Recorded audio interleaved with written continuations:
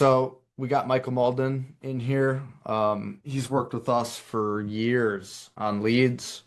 He's tried just about everything that I've came out with over the past 3-ish years. And he's got a pretty cool track record in the insurance game. I'm sure you guys have seen the announcements in the announcements channel. Um, Millions of dollars in issue paid business, working virtually any lead type except final expense. Um, which he might touch on today a little bit too. But wanted to have him on. This is going to be a recurring meeting with him as well. So you guys feel free to join this um, every Thursday at 2 moving forward. And this isn't generic sales advice like buy more leads and make more dials. This is more about closing more of the people that you actually speak to. Okay. But Michael, I'll let you take the floor. Maybe a short intro for those that don't know him in here, and then we'll roll from there. Appreciate it. Yeah, so I mean, it's more, more about like, you guys specifically. So, um, I'll kind of go here for, 15, 20 minutes or so, and then we'll kind of like just open it up for, free for all kind of, Q&A the last, 10, 15 minutes or so.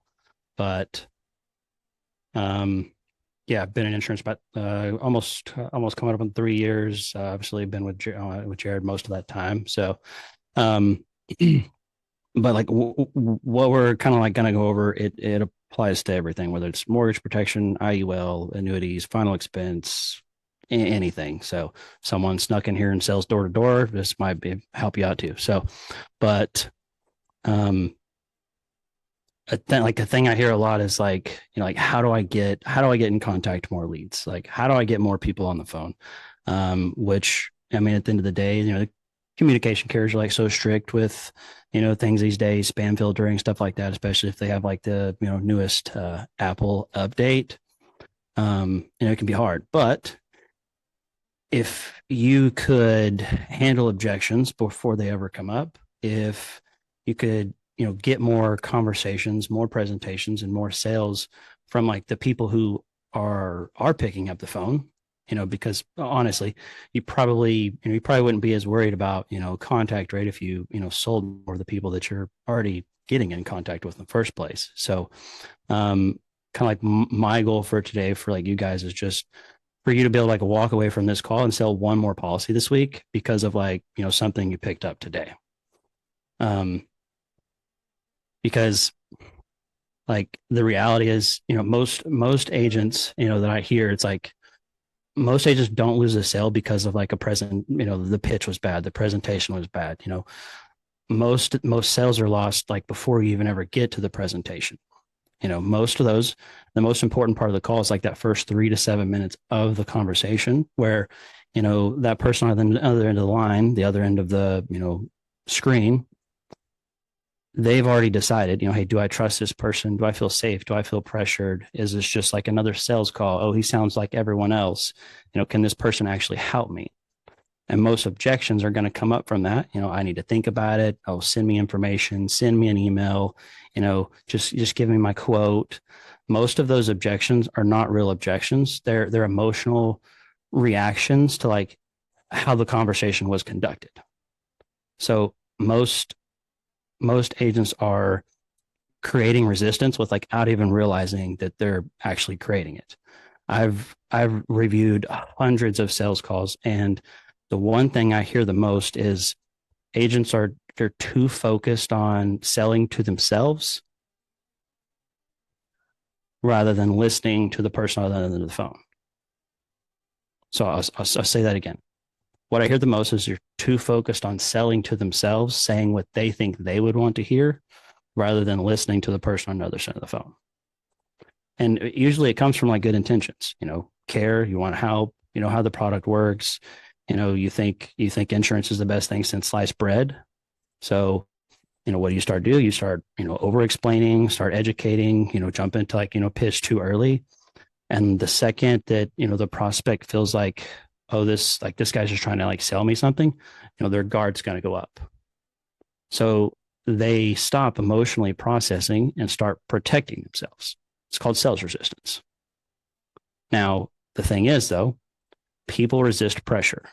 It doesn't matter how good the product is. It doesn't matter if you're selling a Lamborghini for the price of a minivan. Even if you're right, even if they need it, human beings naturally resist being controlled. So like the moment you sound needy, salesy, rushed, overly excited, too much product, they're going to emotionally like pull away. So the most important part of the sales process is going to be from when they answer the phone to like that initial like 5 to 7 minutes. So the top of the call is like, it's not about gathering information. It's all about creating that emotional safety for them. That's the real goal, because when people feel safe, they open up.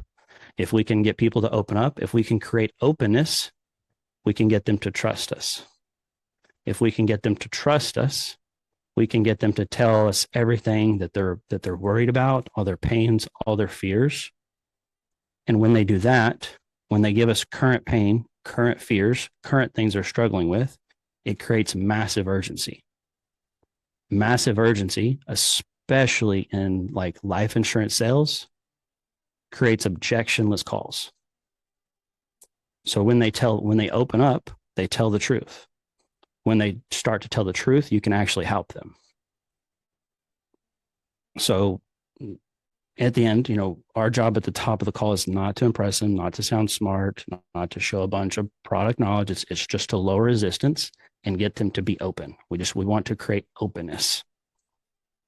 And now aside from that, we also want to shift their language, which I'm going to show you guys a little chart here in a second that I have, kind of help that make more sense. But we want to shift their language. We want to take them from, I just need a quote. Oh, I just want to see what you guys do. We want to shift that want into a need. And the other thing is we want to take opinions and turn them into facts. I will let me share my screen. Okay, here we go. So you guys should be able to see this, but in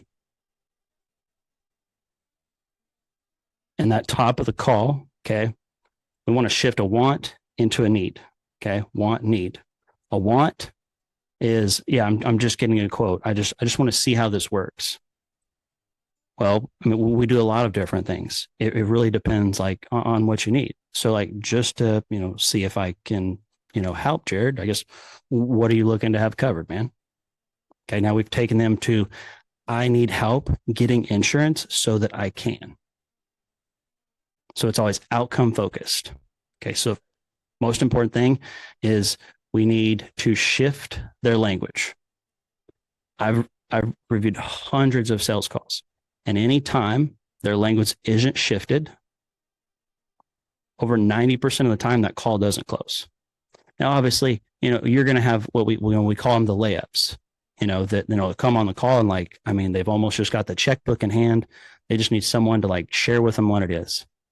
Those are great, and you can, get to like that, 5-7%, like, lead to like close ratio. Okay. But what if you could take that 5 to 7%? What if you could double that? That's where that is that shift is in shifting. We call it shifting their language, taking them from a want to a need. The other thing is turning an opinion into a fact. An opinion is something that's subjective to what they feel. A fact is something that has a figure attached to it. It's something tangible and it's evidence-based. It's real. So an opinion is, oh yeah, I want my mortgage paid off. That's an opinion. I want to leave money behind. That's an opinion. Now a fact is, I need a $125,000 policy to pay off my home when something happens, so that my wife can keep the home.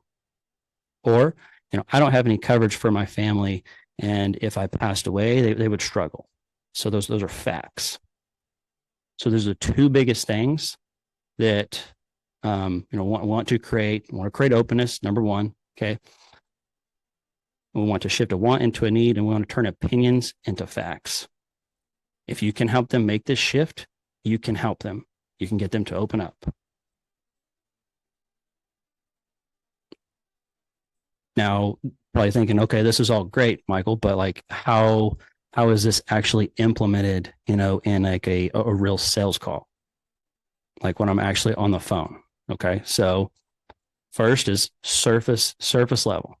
Surface level is, yeah, I want to like need my mortgage paid off. Okay, like how help me out. What do you all on the home? Oh, 125,000. Okay. And this would be like to take care of your wife when something happens to you. Yeah, exactly. Okay. We have desired outcome. Oh, my drawings are terrible. Anyway, you get the gist. And then from there, it's like, okay. And so your wife not having to come up with 125,000 to, take care of the home when something happens.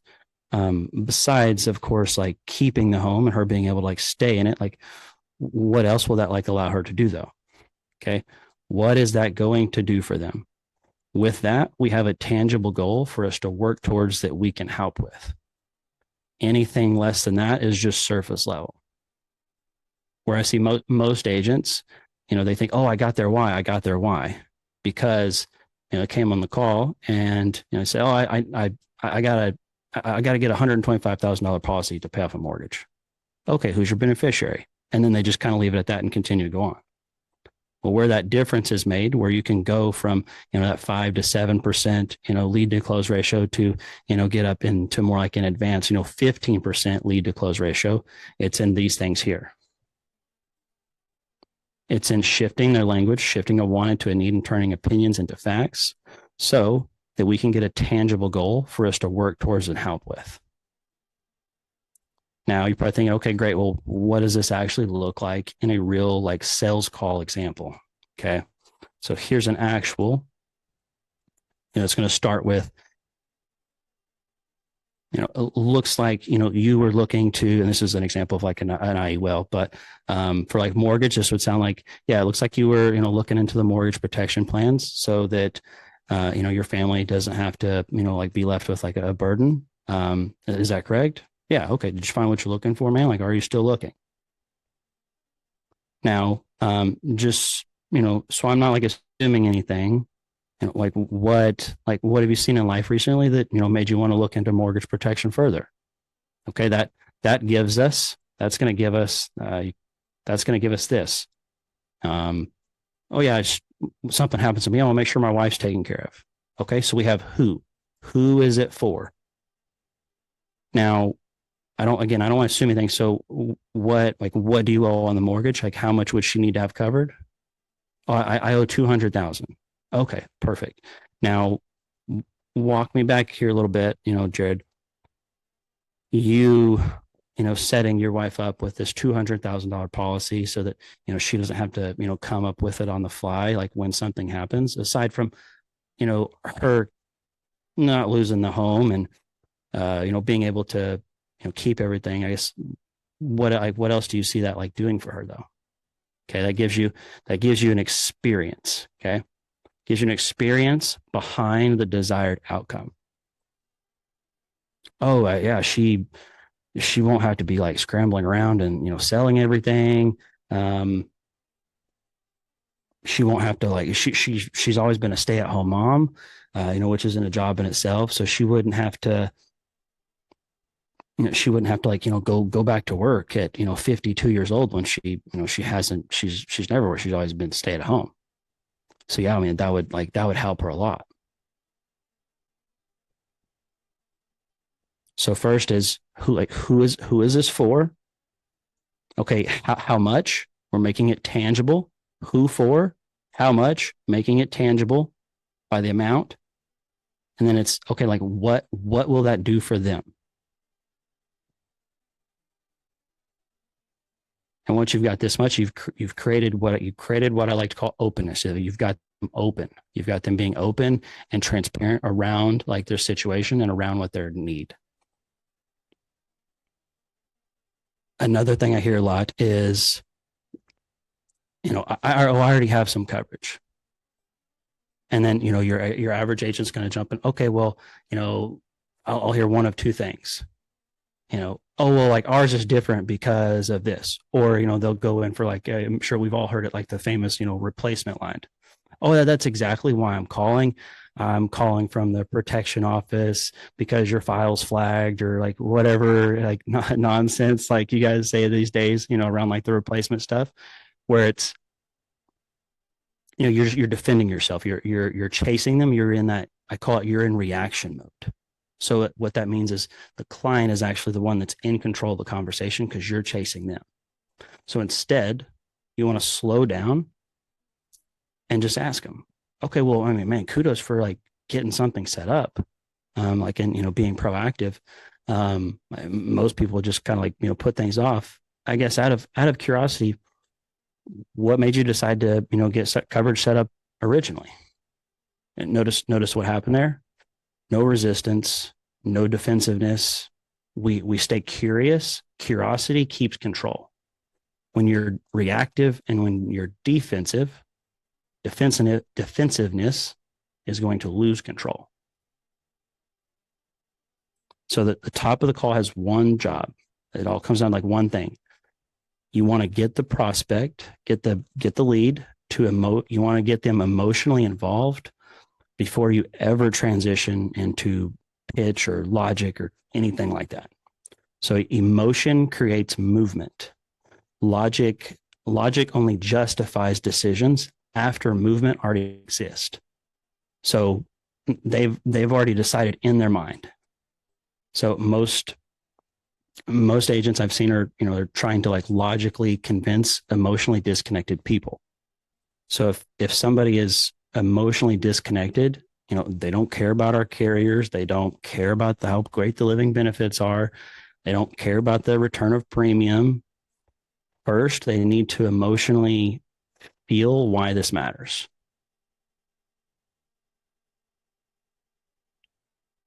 So, certainty is going to sound calm. Certainty sounds patience. Certainty sounds curious.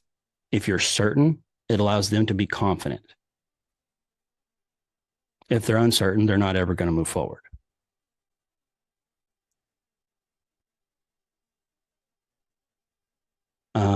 I will open this up to some questions. Anyone's got any questions? Can be anything. Yeah, I got one for you, Michael. Yes, sir. Cameron, how's it going, man? Yeah, going good, man. First and foremost, appreciate you hopping on. Already getting a ton of Absolutely. value, so I appreciate you hopping in here. An issue that because I love this idea of disarming, gaining trust early on in the call, Mhm. but a lot of these leads, they can be pretty quick to the punch. Obviously, they're shopping around. How do you, I guess, maybe pattern interrupt or at least get them settled to where you're able to, open it up for a one call close? Because a lot of them, it's just, oh, I'm at work, don't call me back later. Nine Mhm. times out of 10, it gets pretty difficult getting them back on the line. Um, kind of walk me through your process of when you first get that lead in. Give me yeah, okay, before I answer that, give me an example of like something specific you've heard. Probably not just one off, like give me something like you hear consistently. hmm Yeah, yeah. Look, man, I'm busy right now. I'm at work. I can't do this right now. Give me a call in like 15 minutes, 20 minutes. So number one thing you can do is get rid of this thing. I was trying to erase my terrible drawings, but right here. Now I know this is more like IUL focused, but it's applicable to everything. So it's right there in your intro. It's, hey Cameron, and then I'm gonna be quiet. I'm not gonna say a word until they say something back. Hey Cameron. So you're calling him like you already know him. Hey Cameron. Yeah. Now, okay. Now you have engagement. You have interaction. Maybe not much, but they're a little bit there. So you have interaction. You hmm just jump straight into it. Hey Cameron, this is Michael. I'm calling over here from the benefits office, or whatever they're saying these days. But where it's hey name and then wait. hmm Oh yeah. It's man, it's just Michael. Michael Malden. Yeah, I mean, I don't have a ton of time, but I just saw your I just saw that request come in. Looks like you were looking to possibly get some help setting up some mortgage protection so that like your family's like not left with any kind of burden. Is that correct? But Mm. what you're doing here is, oh my, okay, I'm gonna have to work on my drawing skills between now and next Thursday, guys. But it's you can't even see that now. I've done covered it up, but it's I don't have a ton of time. What you're doing here is you're pre-handling that time objection that you hear. Mm. It's not even an objection. It's a smoke screen 90% of the time. You're pre-handling that time smoke screen that you hear at the top of the call a lot. Yeah. I like that cadence that you use as well. 100%. So you're pre-handling that smoke screen. So where it's less likely to come up. Let's say it still comes up. You have to like call me back later. Yeah, for sure. I'm like, I just had a couple minutes as well. I guess just to like before I kind of like get you locked in for a call later. Did you find what you're looking for yet? Like, are you still looking? So it's, yeah, I guess, but before I like, get you scheduled here for later. So I'm not just I'm not just rolling over what they're saying. I'm acknowledging what they're saying. So you want to acknowledge, normalize, and then ask another question to take back frame. And you'll be surprised a lot of times they'll go ahead and open up. You start asking questions, they'll open up. Now that they're open up, they're bought in. Wow, this guy sounds different. He's not just like jumping straight into pitch and telling me how great this Americo CBO is. Huh. Now let's say it comes up again, because I mean honestly, like we want these. I mean, unless you're selling final expense, you're probably talking to a lot more people on Social Security, things like that. But let's say you're doing like mortgage. Man, I prefer these people to be busy. Please be busy. If you're busy, you have a job and you can actually pay this thing, and I don't have to give the carrier back their money. So I'm like, when they say I'm not busy, I'm busy at work, I'm like, thank God. So let's say like they are, like it is legit, like they are actually at work. If it comes up again after I've already acknowledged, normalized, and asked another question to like maintain control, maintain frame. Let's say it comes up again. Well, then I will proceed to like go ahead and like set a super solid appointment. But initially, just by acknowledging and then normalizing and then continuing on, you'll be surprised like how many people will actually go ahead and stay on the phone. If a sales guy calls me, that's the first thing I'm saying. Man, dude, I've got a flat tire. I'm driving down I-65. I got my four-way. My wife's driving. I'm hanging out the side of the car. I'm trying to change my tire while she's driving. I'm late for I'm going to throw the whole kitchen sink at them. That'll get 90% of them to get off the phone.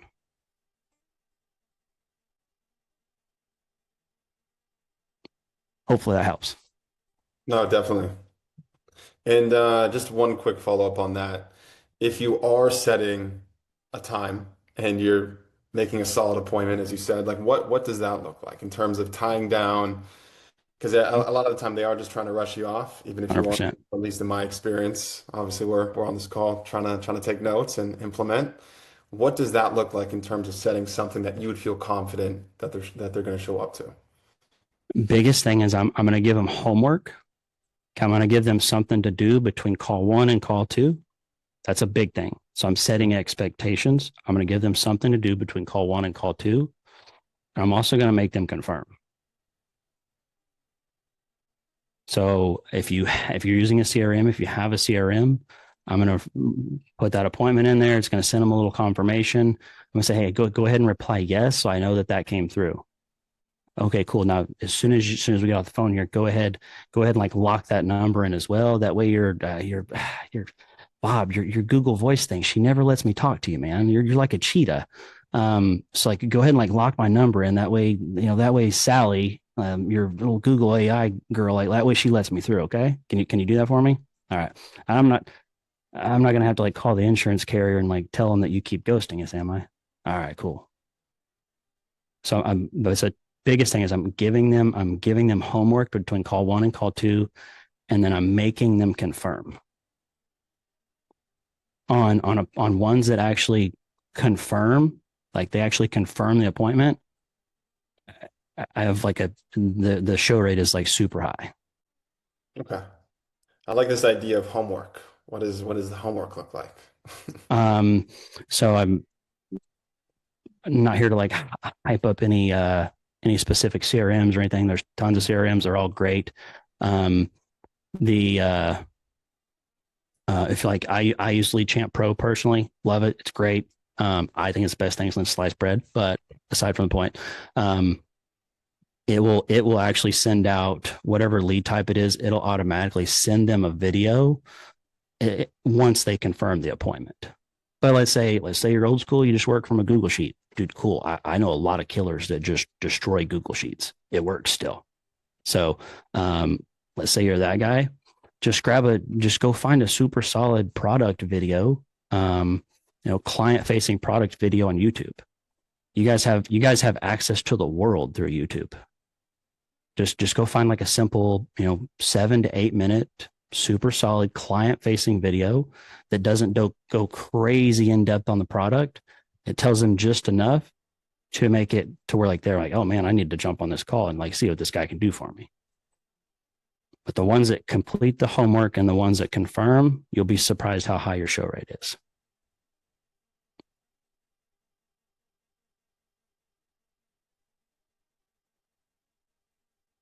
What else you guys got? We'll take a few more. Are you using Yelp CP? Yes, I am. Dominic says, so you said when someone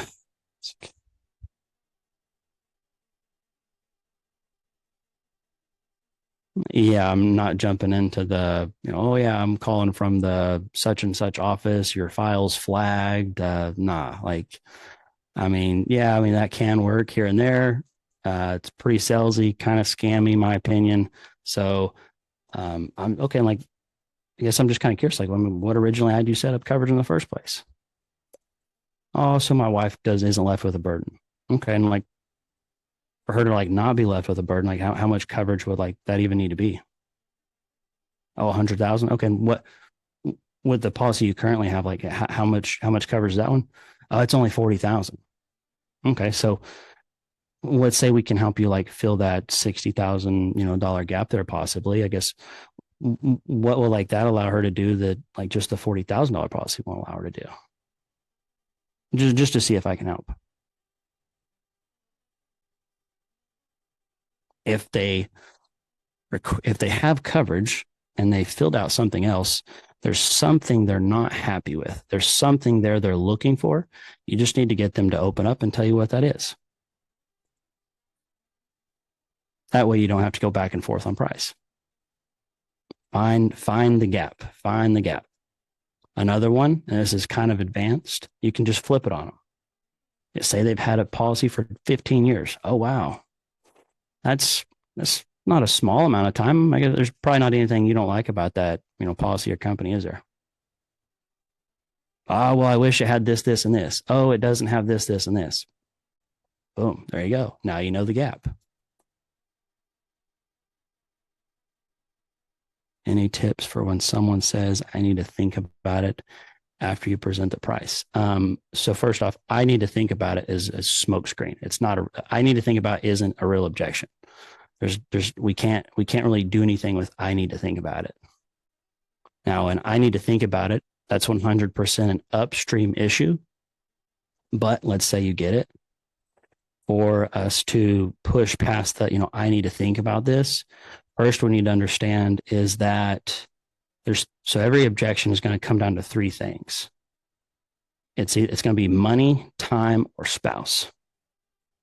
And you'll find that a lot of times spouse and time is really going to come down to money, because ultimately what's the world revolve around? It revolves around resources. Okay. They want to know, hey, I'm giving you my resource, which is money. Okay. I'm giving you this resource. What am I getting in return?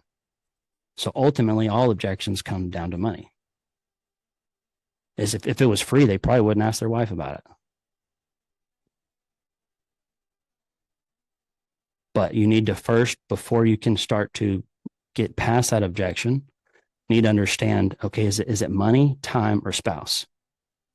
So first thing you're going to ask is, yeah, and I mean, you could definitely go think about it. Like I that 100% makes sense.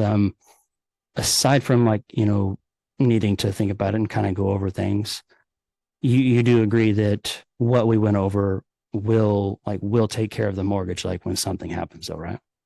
Yeah, well, yeah, of course I do. Okay, so aside from like, and you can like, be honest with me here, man. Aside from that, like what's really holding you back though? And like, no judgment, or like you can be honest, just to like see if I can help. Oh, bills are tight this month. I can't do it till next month. Ah, okay, so it's money, it's timing. Oh, I need to talk to my wife first. I don't do anything without talking to her. Ah, now we know it's spouse. So we can handle money, time, or spouse. We can't handle like I need to think about it. So first thing we need to do, we need to break that down and like what's behind I need to think about it. What's behind you needing to think about it?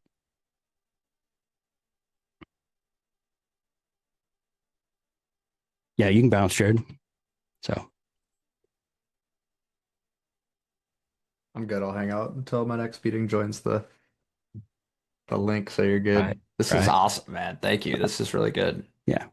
Yeah, we'll take a couple more if you got them. Open book. Yeah, I got one, Mike. How about on the after you presented, what does that follow-up look like if you couldn't close? Like the follow-up call. Yeah, like if you presented numbers, options, they give you one of these objections, whether price or I need to think about it. Like how soon are you following up with them? And then like what are you saying on that as far I'm as so like I, an intro call?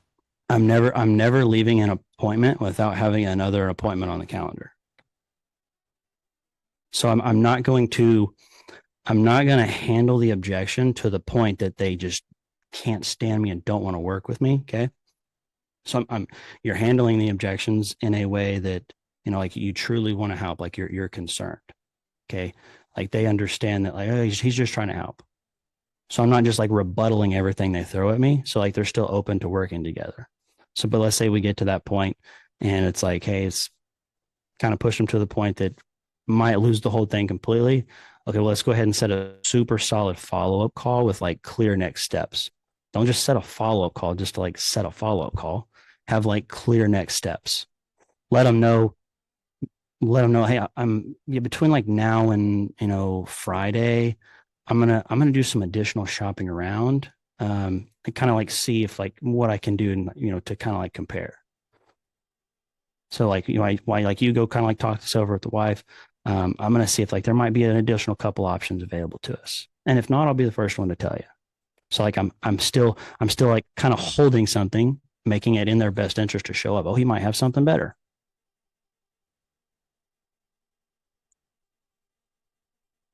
You note there, don't ever pitch your best product first. Save one in the back pocket for that. Oh, that's good. I didn't think about that. Yeah, Oh, I yeah, because never I feel never leave an appointment without having another appointment on the calendar. yeah the appointment one. Yeah, I think that one's I can easily overlook, but kind of holding like you still got more. That's huge. Yes, sir. I like I'm that. giving them a reason to show up. You can't just like people are never going to show up if you don't give them a reason to. Like they've got a lot better things to do than like just hop on another call and go over quotes with Michael Malton. So I'm giving them a reason to show up. Like I'm putting it in like in their best interest. Why would you not show up?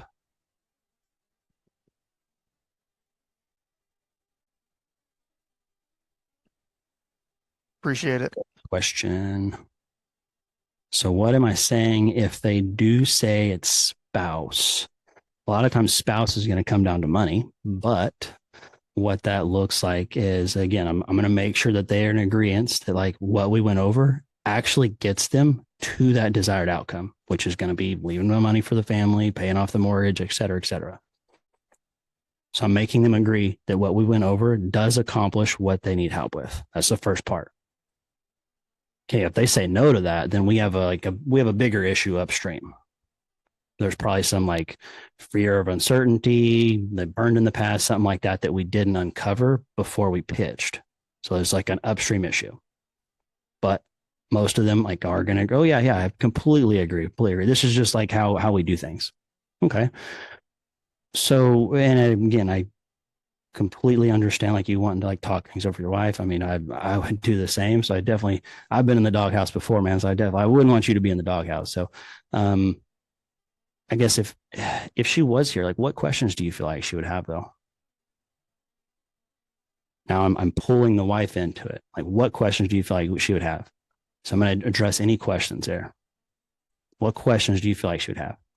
Okay, so is this more of like, something like, you need to like run by her for like permission, or is this more something, you need to like go to her like out of respect, like, hey, honey, I'm doing this.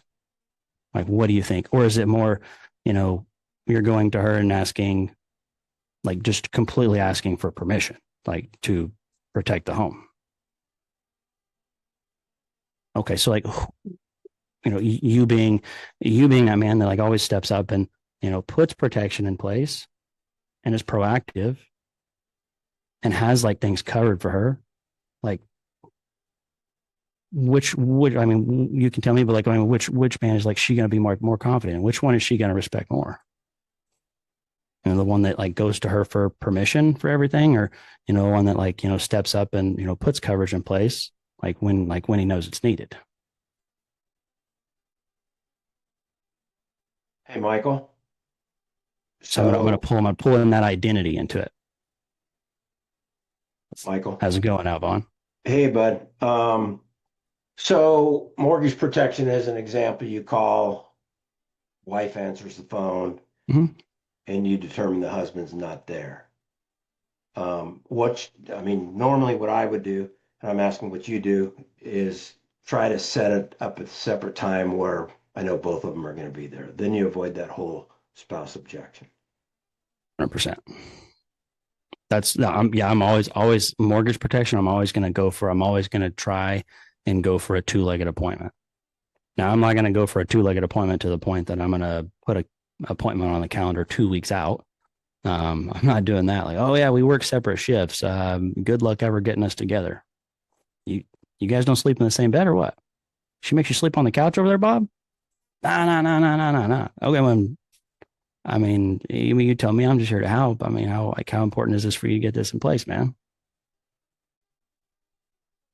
But yeah, I'm going to try and get a very, very, very soon, like 2-legged appointment. So, you can kind of pre-handle the spouse objection a little bit. You just kind of have to be very careful. Like, I mean, come on, people know what you're doing. You're trying to like pre-handle a spouse objection. They 100% know what you're trying to do. So, how I would go about that is like, before like I get into like pitch or price or anything, it's going to be, I guess, how you like you and Mary, I guess, like, how do you guys normally make decisions like this? Is that like something you make together, or are you like the sole decision maker?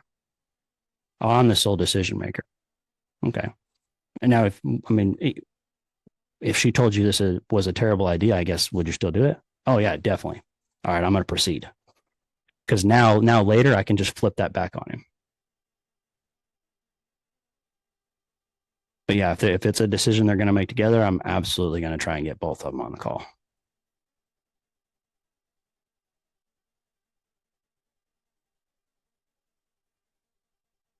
All right. Well, I'll take one more before I bounce out of here and get a little snack before my not 1 o'clock, 3 o'clock.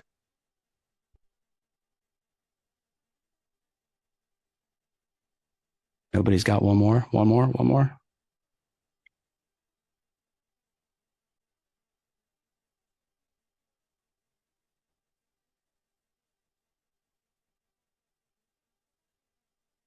Well, yeah, if nobody else has got questions, we'll cut it here. And Real quick, Michael, real quick. I knew Cameron had one more.